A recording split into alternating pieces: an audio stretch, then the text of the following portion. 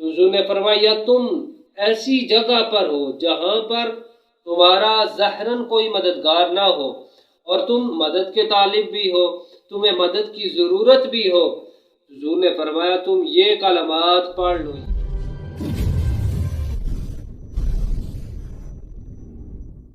اعوذ باللہ من الشیطان الرجیم، بسم اللہ الرحمن الرحیم، یا عباد اللہ اعینونی۔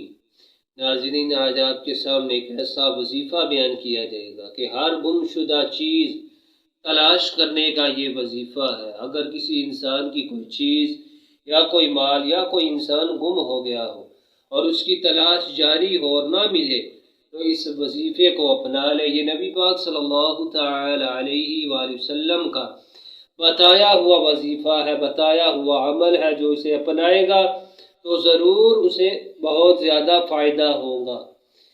طبرانی کی روایت نبی پاک صلی اللہ تعالی علیہ وآلہ وسلم نے ارشاد فرمایا کہ تم میں سے جب کسی شخص کی کوئی چیز گم ہو جائے، کوئی مال گم ہو جائے، تو حضور نے فرمایا تم ایسی جگہ پر ہو جہاں پر تمہارا ظاہراً کوئی مددگار نہ ہو اور تم مدد کے طالب بھی ہو، تمہیں مدد کی ضرورت بھی ہو، حضور نے فرمایا تم یہ کلمات پڑھ لو، یا عباد اللہ اعینونی۔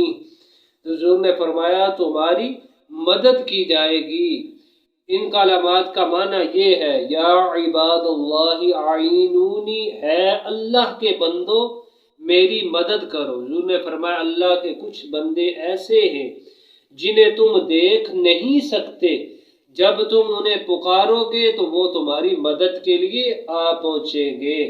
اللہ تعالیٰ ایسے ہی نیکوں کی جو فضیلت ہے اور نیکوں کی جو روحانیت ہے وہ اللہ تعالیٰ ہمیں عطا فرمائے، نیکوں کی ہم نشینی اختیار کرنے کی توفیق عطا فرمائے۔